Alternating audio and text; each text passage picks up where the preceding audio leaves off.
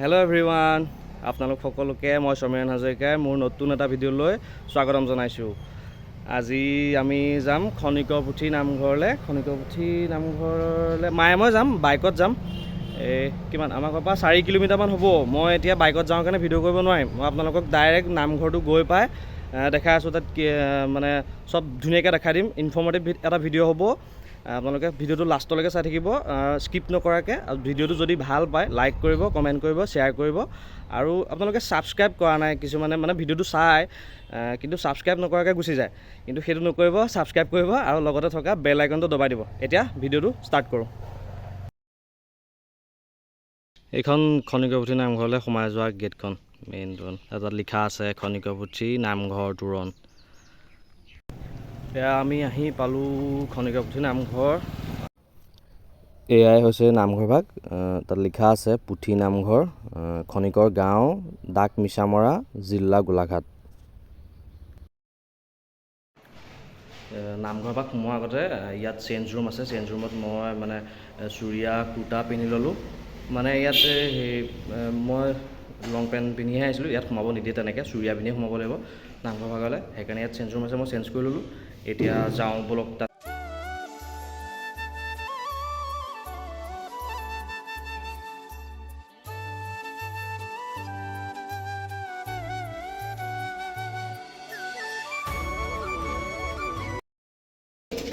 মই নামঘৰত সোমাই ধূপচাকি জ্বলালোঁ। ধূপচাকি জ্বলাৰ পিছত এতিয়া এই চাহ দিলে, চাহ খালোঁ। মা ভিতৰত আছে, এতিয়া আশীৰ্বাদ দিব হৈছে, মানে মই যাওঁ ভিতৰলৈ। তলত পঢ়া শুনা কৰি থকা ছাত্ৰ ছাত্ৰীসকল আছে। সেইসকল ছাত্ৰ ছাত্ৰী আজি নিজৰ পঢ়াৰ দিশক লৈ ভগৱন্তৰ চৰণলৈ ফেৰি সেৱা আগবঢ়াইছে। ইয়াত আমি এতিয়া মানে নামঘৰৰ পৰা এনেই অকণমান ওলাই আহিছোঁ। ইয়াত আমাৰ যিখিনি কৰণীয় আছিলে কৰিলোঁ, ধূপচাকি জ্বলালোঁ। আৰু আমি মানে শৰাই এখন আগবঢ়াইছিলোঁ, শৰাই দিলোঁ। শৰাই দি পিনি মানে যিখিনি আমাৰ কৰিবলগীয়া আছিলে আশীৰ্বাদো ল'লোঁ। লৈ পেলাই এতিয়া ওলাই আহিছোঁ। আৰু মই ইয়াত আশীৰ্বাদ বহুত ডাঙৰকৈ দিয়ে, মানে আধা ঘণ্টামান দিয়ে। সকলো য'ৰ পৰা মানে মানুহ আহিছে সেই সকলোখিনি নাম কয়, জেগাৰ নাম কয়, মনত কি মানে কামনা লৈ আহিছে সেইখিনি যাতে ফলভাগী হয় সেয়া মানে বহুত স্পষ্টভাৱে কৈ দিয়ে। আৰু ইয়াত মানে যিজনে আশীৰ্বাদ দিয়ে, বৰ্তা এজন আছে, মই তেখেতৰ লগত যদি মই পাৰোঁ কথা পাতিব চেষ্টা কৰিম। আৰু মানে তেখেতে অকণমান ভালকৈ বুজাই দিয়ে নামঘৰ ভাগৰ বিষয়ে। মানে ইয়াত মানে কি হয়, কেনেকৈ মানে মানুহৰ ধৰক মনোবাঞ্ছা পূৰ্ণ হয়, সেইখিনি কথা ভালকৈ ধুনীয়াকৈ বুজাই দিয়ে। নামঘৰ ভাগ কেনেকৈ সৃষ্টি হৈছিল সেইখিনিও কয়। যদি পাৰোঁ মই তেখেতৰ লগত কথা পাতি পেলাই মই আপোনালোকক দেখাই আছোঁ, ৰ'ব। এয়া আমাৰ মাজৰগৰাকী মা বহি পূৰা কথা পাতি আছে।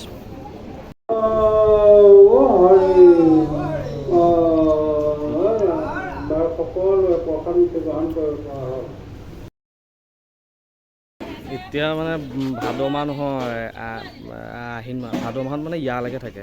সেই নামঘৰৰ পৰা ওলাই আহি পেলাই মানুহ ইয়াতো লাইন পাতি থাকে, ইয়াত প্ৰসাদ চসাদ ল'বলৈ। এতিয়া আজিও ভিৰ, আজিতো আহিন মাহ, আহিন হ'লেও ভিৰ আছে মানে ইয়াত। ভাদ মাহত ইয়াতকৈ বহুত বেছি ভিৰ থাকে। এই নামঘৰ ভাগৰ লগত বিভিন্ন অলৌকিক আৰু আধ্যাত্মিক শক্তি জড়িত হৈ আছে বুলি বহু লোকে বিশ্বাস কৰে। আৰু যিসকলে বিশ্বাস কৰে তেওঁলোকে সেইমতে ফলো পাইছে। মানে মোৰ লগত আছে ভৱেশ ককা। এখেতৰ মুখৰ পৰা এই নামঘৰ ভাগৰ বিষয়ে অকণমান আমি কিবা এটা জানো আহোঁ। বাৰু কৃষ্ণ, মোৰ নাম ভৱেশ বৰুৱা। মই খনিকৰ পুথি নামঘৰৰ এজন সদস্য। এই খনিকৰ পুথি নামঘৰটো খনিকৰ গাঁৱতে পুথিভাগ থকাৰ কাৰণে খনিকৰ পুথি, আৰু পুথিভাগ এই নামঘৰটিতে থাকেই কাৰণে ইয়াকে খনিকৰ পুথি নামঘৰ বুলি জনা যায়। এই খনিকৰ পুথি হৈছে কীৰ্তন আৰু ঘোষা। এয়া পূৰ্বতে গুৰুজনাৰ দিনতে হয়তো লিখিত, আমাৰ পুৰণি অসমীয়া ভাষাত লিখিত আৰু সাঁচি পাতত লিখা। এইটো মানৰ আক্ৰমণৰ সময়তে আমাৰ এই অঞ্চললৈ আহিছিল। তেতিয়াৰ পৰা ইয়াক লালন পালন কৰি থকা হৈছে। আজি প্ৰায় 250 বছৰ আগতে এই অঞ্চললৈ আহিছিল। আৰু তাৰ পিছত একাধিক্ৰমে পুথিভাগীৰ কিছু মাহাত্ম্য প্ৰকাশ হোৱাৰ পিছত তাতে লোকসকলে এফেৰি সেৱা কৰিবলৈ ল'লে মনৰ আশা পূৰণৰ হেতু।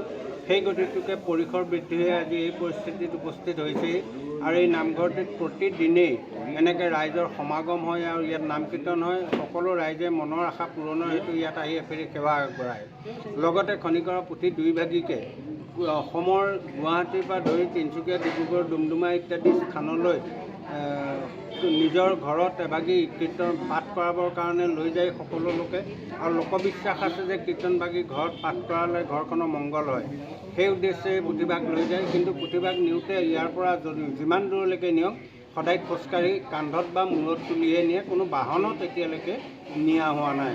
এইটোৱে হৈছে এটা সাংঘাতিক মাহাত্ম্য বুলি ক'ব পাৰি খনিকৰৰ পুথিৰ। এয়াই হ'ল খনিকৰৰ পুথি আৰু এয়া হ'ল নামঘৰ। ভিডিঅ'টো ইমানে আছিলে। মই আপোনালোকক এতিয়া মানে সেই খনিকৰ পুথি নামঘৰলৈ আপোনালোক কেনেকৈ আহিব পাৰে মই কৈ দিছোঁ শুনক।